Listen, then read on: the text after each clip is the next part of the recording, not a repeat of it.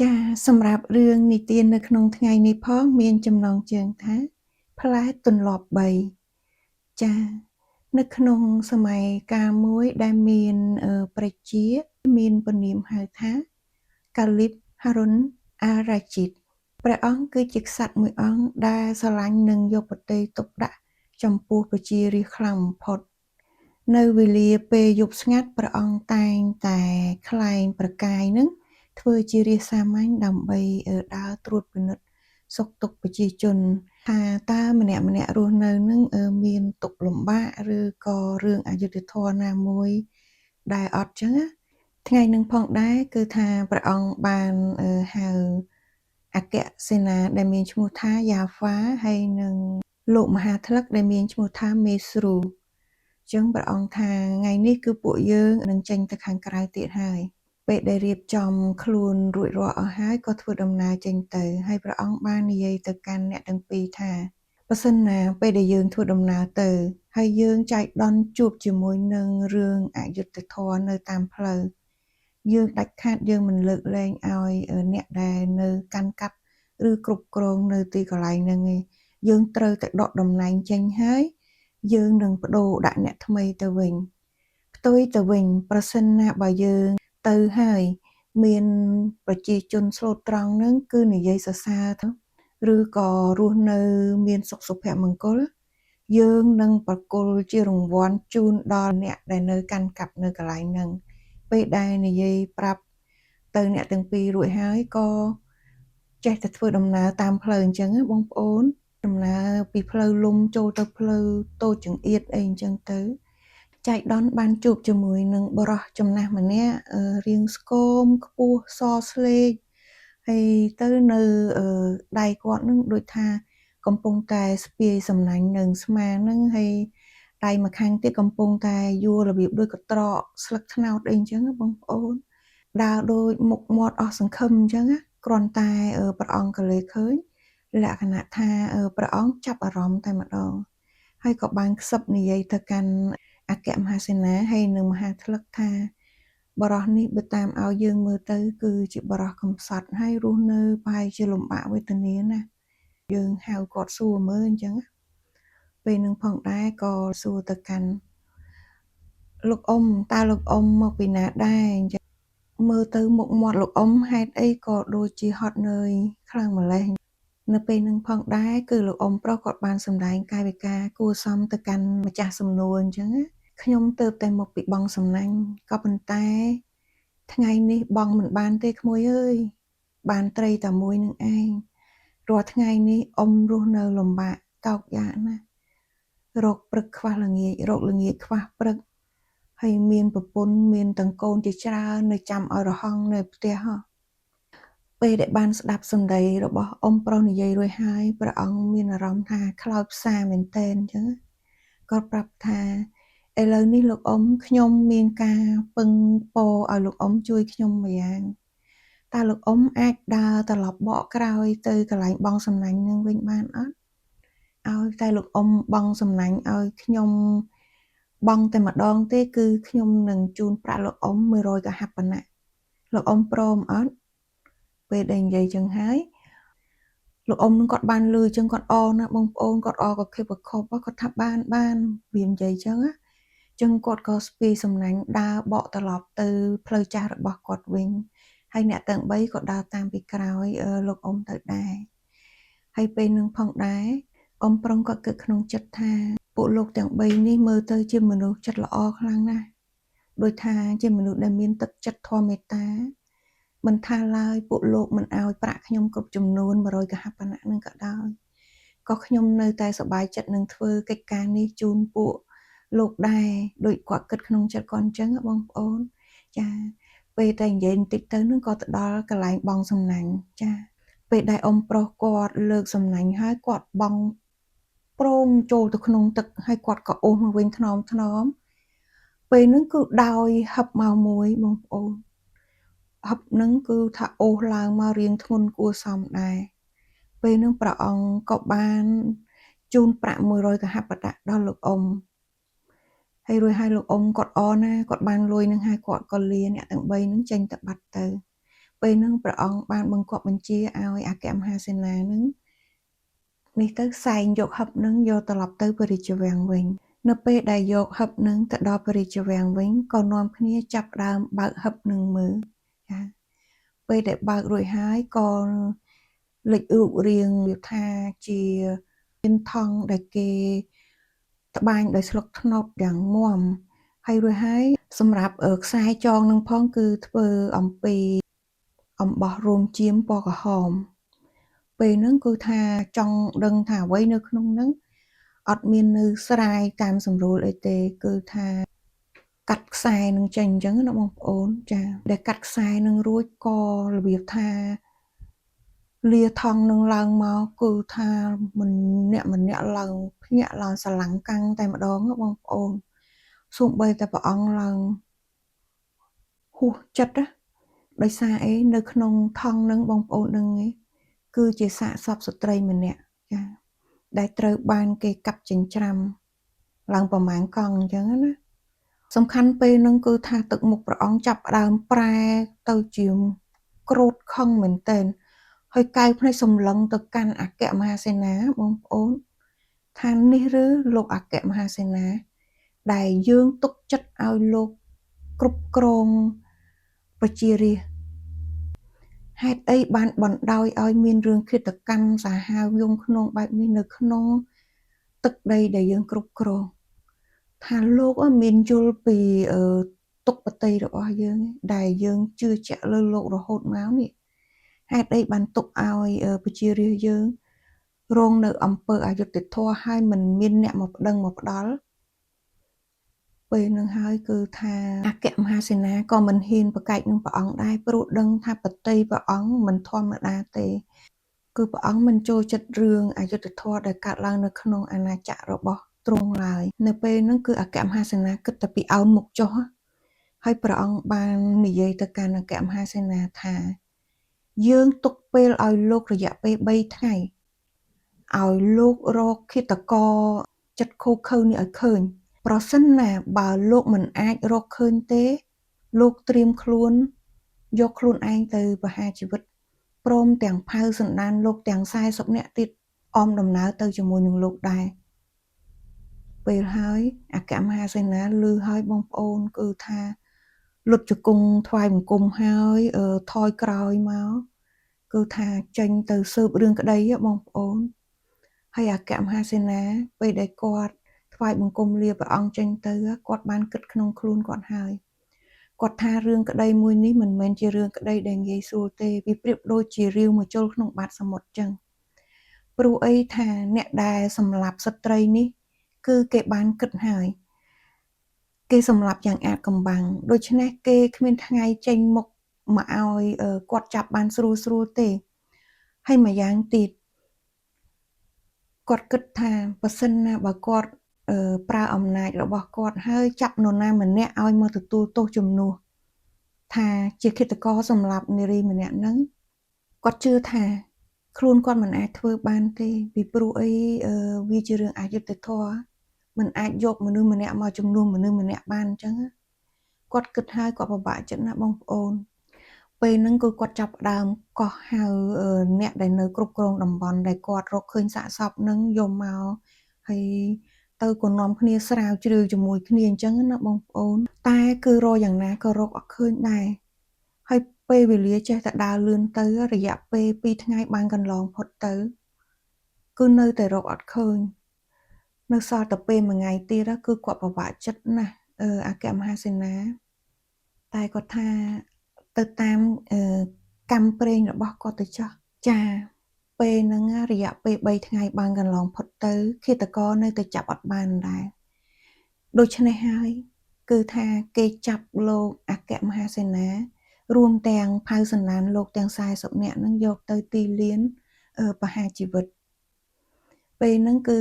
គេមានមនុស្សម្នាក់ហ្នឹងដើរស្រែកប្រកបអាកាសតាមភូមិតាមផ្លូវរបៀបថាតើបងប្អូនណាខ្លះចង់មកមើលគេប្រហារជីវិតលោកអគ្គមហាសេនានិងគ្រួសារគាត់ខ្លះចឹងសូមនាំគ្នាមកកន្លែងទីលានប្រហារជីវិតមកគឺដើរប្រកបអាកាសតាមផ្លូវចឹងបងប្អូនចា ហើយពេលនឹងផងដែរគឺក៏លេចមកមើលទៅខាងលោកអគ្គមហាសេនាពេលហ្នឹងគេកំពុងតែជីកដីដាំបង្គោលហើយរួចហើយទៅគឺថាតម្រៀបគ្រួសារគាត់នឹងគាត់ហ្នឹងហើយរួចហើយបន្ទាប់មកទៀតគឺថាយកខ្សែចាខ្សែពួរហ្នឹងគឺតាក់កគ្រប់គ្នាដើម្បីឲ្យតែបានទទួលព្រាបបញ្ជាហើយគឺគេញឹងឡើងទៅលើបែបហ្នឹងឯងពេលនឹងផងដែរគឺគេរៀបចំរួចអស់ហើយគេនៅតែរងចាំពេលវេលាកំណត់មកដល់ស្រាប់តែមួយសន្ទុះឃើញមានបុរសម្នាក់ស្លៀកពាក់បែបស្អាតបាតបងប្អូនគឺថាគាត់បានគេវែកឯងចូលមកអញ្ចឹងណាពេលហ្នឹងគឺថាគាត់មកដល់និយាយរឿងនេះចែកំសត់បងប្អូនសុំទោសពេលហ្នឹងគឺថាបុរសហ្នឹងលុតជង្គង់ចំពោះមុខលោកអគ្គមហាសេនាហើយគាត់របៀបថាចាប់ដៃលោកអគ្គមហាសេនាយកមកដាក់ពីលើក្បាលគាត់បងប្អូនហើយគាត់បាននិយាយថាលោកអគ្គមហាសេនា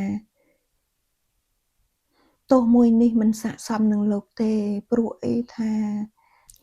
លោកគឺជាមនុស្សដ៏ល្អម្នាក់លោកតែងតែជួយដល់ទុក្ខលំបាកប្រជាជនទាំងអស់នៅក្នុងស្រុកនេះគឺថាប្រសិនណាបើខ្ញុំទុកឲ្យលោកមកស្លាប់ជំនួសខ្ញុំនឹងមានបាបអស់មួយជីវិតនេះហើយដូច្នេះហើយគឺលោកមិនស័ក្តិសមទេឥឡូវនេះគឺខ្ញុំមកទទួលទោសជំនួសលោកហើយគឺខ្ញុំជាអ្នកធ្វើខុសខ្ញុំជាអ្នកសម្លាប់នារីម្នាក់ហ្នឹង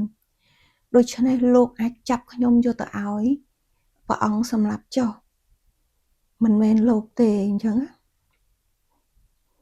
ពេលនឹងហើយលោកអគ្គមហាសេនាគាត់សប្បាយចិត្តណាស់បងប្អូន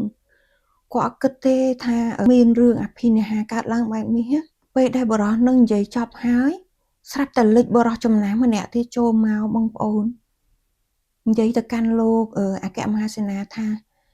លោកអគ្គមហាសេនាដោះលែងគេទៅគេមិនមែនជាឃាតករទេគឺខ្ញុំនេះហើយជាឃាតករអញ្ចឹងហើយរួចហើយលោកអ៊ំប្រុសហ្នឹងក៏គាត់និយាយទៅកាន់បរិះក្មេងហ្នឹងនិយាយថាអញ្ចឹងឯងនៅក្មេងណាស់ឯងនៅរស់បានយូរតទៅទៀតណាសម្រាប់យើងវិញគឺយើងរស់បានយូរយារណាស់មកហើយឥឡូវនេះគឺយើងចាស់ហើយសក់ក៏ស្កើអស់ទៀតយើងគួរតែជាអ្នកស្លាប់ជំនួសឯងមិនមែនជាឯងទេនិយាយចឹងបងប្អូនពេលណាអគ្គមហាសេនាពេលនេះគាត់ទៅជាពិបាកចិត្តវិញគាត់ថាចឹងមួយណាទៅជាឃាតករបើម្នាក់ទទួលថាខ្លួនឯងជាឃាតករគ្រប់គ្នាចាពេលហ្នឹងគឺថាអគ្គមហាសេនាបាននាំអ្នកទាំងពីរយកទៅគាល់ព្រះអង្គហើយក៏នាំគ្នាលុតជង្គង់ចុះទាំងអស់គ្នាហើយអគ្គមហាសេនាវិញគឺថ្វាយបង្គំព្រះអង្គ7ដងអញ្ចឹងណាហើយប្រាប់ថាព្រះអង្គម្ចាស់ឥឡូវនេះឃាតករបានវែកមុខរកឃើញហើយគឺអ្នកទាំងពីរគឺបានសារភាពដូចគ្នាអញ្ចឹងថាខ្លួនជាអ្នកសម្លាប់ស្ត្រីម្នាក់ហ្នឹងហើយចុះព្រះអង្គគិតយ៉ាងណាដែរនិយាយចឹងដល់ហើយព្រះអង្គក៏និយាយថាបើពួកវាសារភាពហើយឯងយកវាទៅប្រហារជីវិតទៅដល់ក្រោយមកទៀតគឺថាអគ្គមហាសេនាបាននិយាយទៅកាន់ព្រះអង្គថាចុះព្រះអង្គ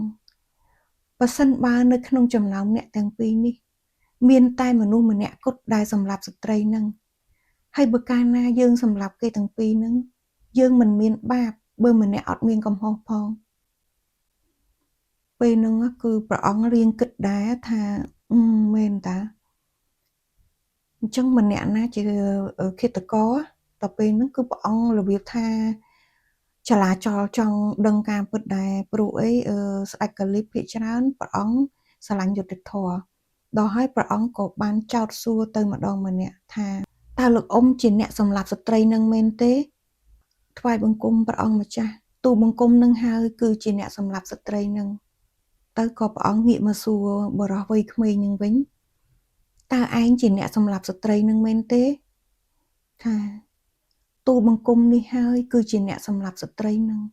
ទូលបង្គំហ៊ានស្បត់ហ៊ានសច្ចាប្រតិធានថាស្ត្រីនឹងគឺទូលបង្គំសម្លាប់ដោយផ្ទាល់ដៃរយៈពេល4ថ្ងៃកន្លងមកហើយ និយាយចឹងព្រះអង្គគ្រាន់តែលើពាក្យសម្បត្តិព្រះអង្គដឹងថាអ្នកណាជាអ្នកសម្លាប់ឯណាពេលនឹងផងដែរ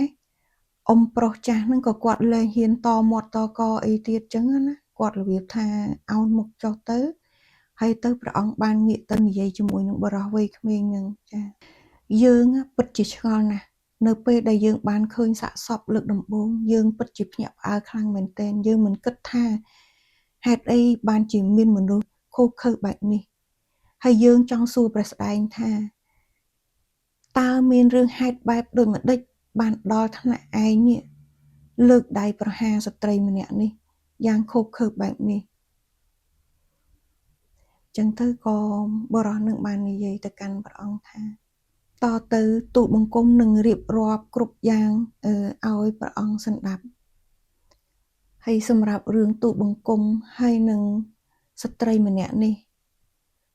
គឺពិតណាស់វាប្រៀបដូចជាមេរៀនមួយដែលទុកឲ្យមនុស្សនៅក្នុងពិភពលោកនេះបានសិក្សារៀនសូត្រអំពីបញ្ហាមួយនេះស្ត្រីដែលត្រូវគេសម្លាប់និងបុរសជាស្វាមីចានៅពេលហ្នឹងគឺថាបរិះវ័យក្មេងហ្នឹងចាប់ដើមនិយាយសាច់រឿងទាំងអស់ជូនដល់ព្រះអង្គសន្តាប់ថាស្ត្រីដែលត្រូវបានសម្លាប់នេះត្រូវជាប្រពន្ធរបស់ទូលបង្គំអ៊ំប្រុសដែលនឹងអង្គុយចិត្តខ្ញុំនឹងគឺជាពូបង្កើតរបស់ខ្ញុំហើយស្ត្រីដែលស្លាប់នឹងត្រូវជាកូនរបស់អ៊ំប្រុស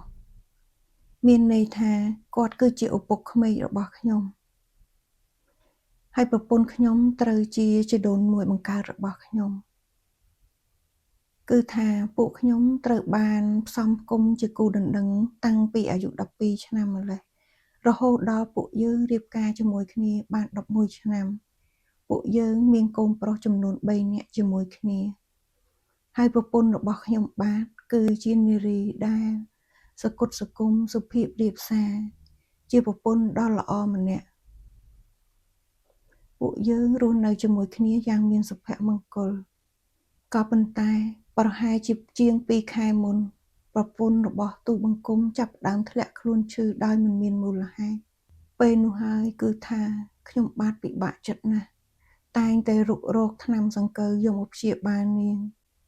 ដល់ពេលនាងរៀងក្រាន់បន្តិច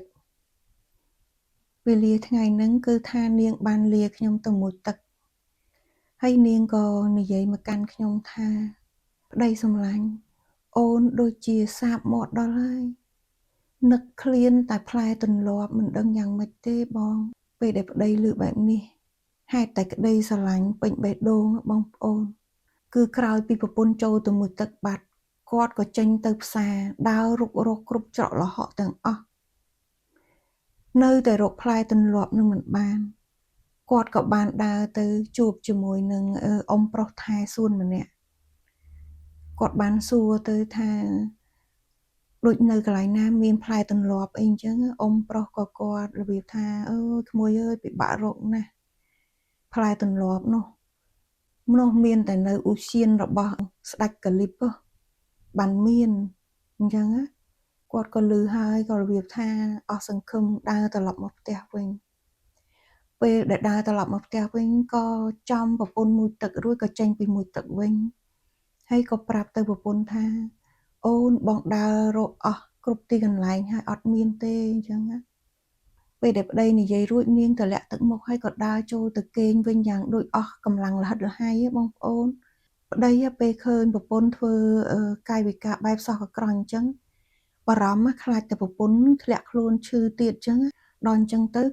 មានគំនិតមួយគឺថាត្រូវតែធ្វើដំណើរទៅក្រុងបាល់សូរាហ្នឹងដើម្បីទៅរកផ្លែទន្លាប់ដែលនៅសួនឧទ្យានរបស់ស្ដេចបងប្អូនចឹងក៏រៀបចំបង្វិចហើយក៏ធ្វើដំណើរចេញទៅហើយពេលដែលទៅដល់នឹងមែនជួបជាមួយនឹងអ្នកថែសួនរបស់ស្ដេចហើយអង្វរគេបងប្អូនលក្ខណៈថាចង់បានផ្លែនឹងពេកហើយគេលក់ថ្លៃផ្លែទន្លាប់មួយមានតម្លៃ1កហបណៈចាហើយទៅគេនៅសល់តែ3នឹងទេផ្លែហ្នឹងចឹងគាត់ក៏ទិញទាំង3ផ្លែហ្នឹងយកមកចាហើយគាត់ប្រើរយៈពេលប្រហែលជា15ថ្ងៃបានគាត់ត្រឡប់មកដល់ផ្ទះវិញអញ្ចឹងណាចាពេលហ្នឹងគាត់មកដល់ផ្ទះគាត់អរណាបងប្អូនគាត់រកបានណាគាត់ក៏ពេលហ្នឹងឃើញប្រពន្ធគេងលក់លើគ្រែ ពេលហ្នឹងគាត់អោបផ្លែទាំង3ហ្នឹងយកទៅហើយក៏និយាយប្រាប់ប្រពន្ធថាអូននេះបងរកបានហើយអញ្ចឹងណាពេលហ្នឹងបងប្អូនប្រពន្ធហ្នឹងរបៀបថាតែអូនដូចលែងចង់ញ៉ាំហើយបងអញ្ចឹងណាហើយប្តីឮអញ្ចឹងហើយក៏ដាក់ផ្លែហ្នឹងនៅចិត្តប្រពន្ធទៅហើយក៏ខ្លួននឹងចេញទៅរកស៊ីលក់ដូរអីតាមធម្មតាពេលដែលប្តីនឹងកំពុងតែលក់ដូរនៅហាងហ្នឹងបងប្អូនស្រាប់តែពេលហ្នឹងក៏លេចទៅឃើញមានបុរសម្នាក់ដែលជាទាសាចាអ្នកបម្រើប្រុសហ្នឹងហើយ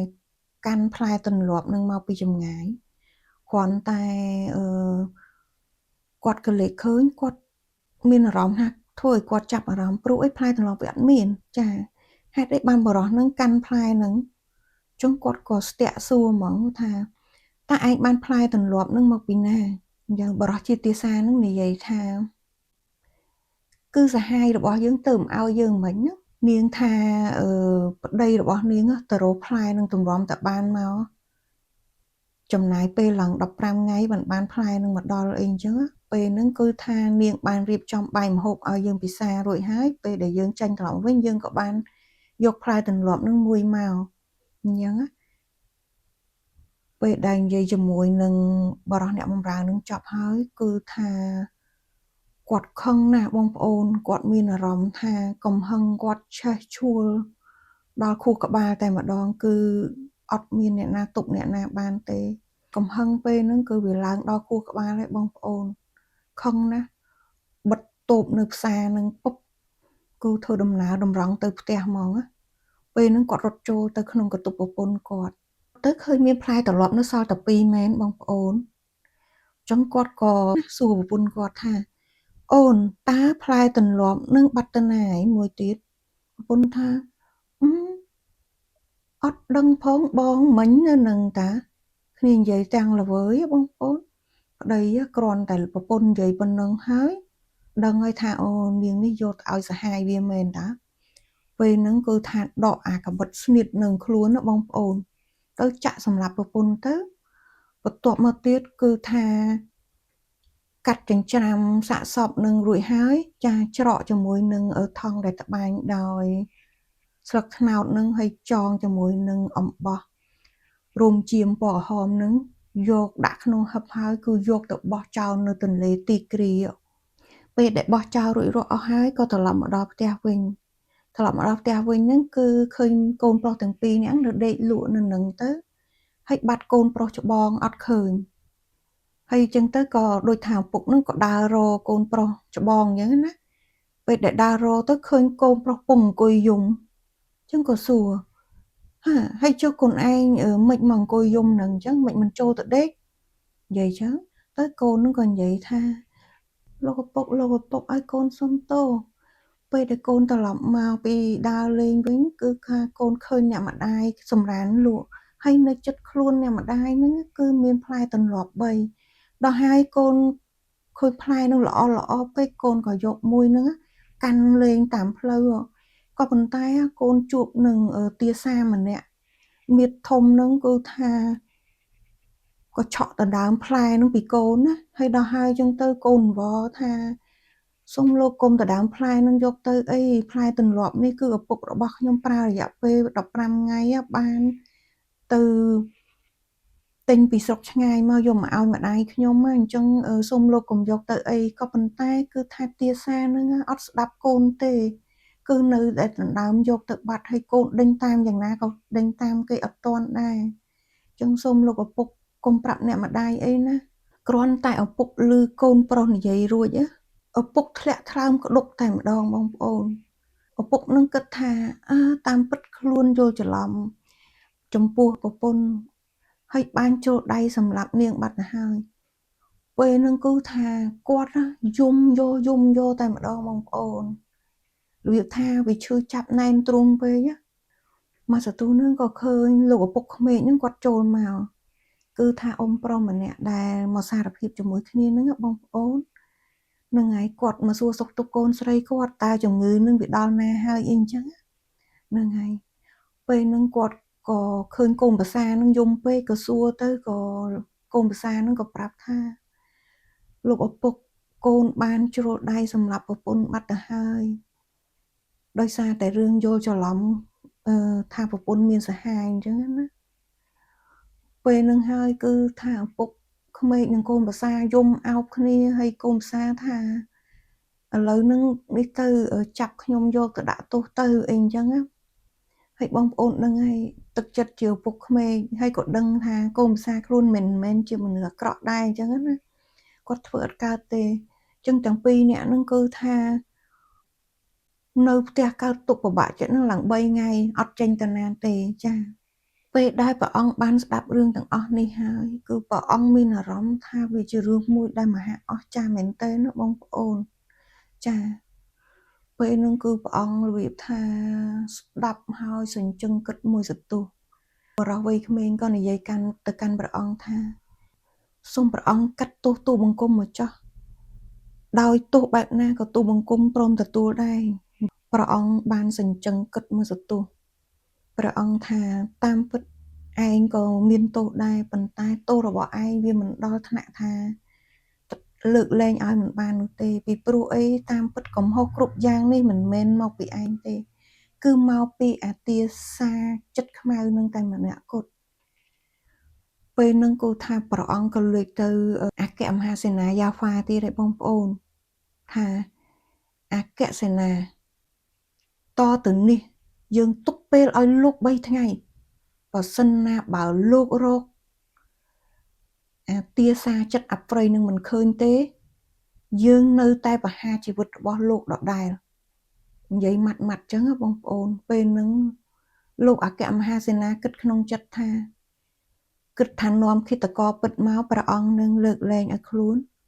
ទីបំផុតត្រូវទៅរកអ្នកដើមមូលហេតុដដែលអញ្ចឹងពេលហ្នឹងគឺថាលោកយ៉ាហ្វា